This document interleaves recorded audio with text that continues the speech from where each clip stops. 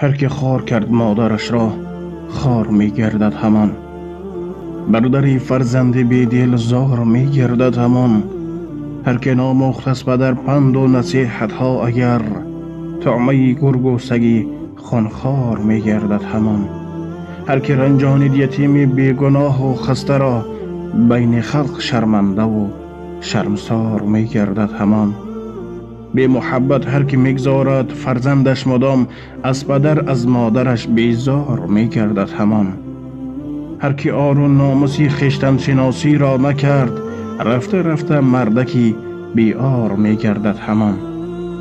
لیک آنی که گذارد ارج پیران زمان، دور پیری شخص بی آزار می گردد همان. هر که خار کرد مادرش را خار می گردد همان. بر دری فرزند بیدل زار می گردد همان.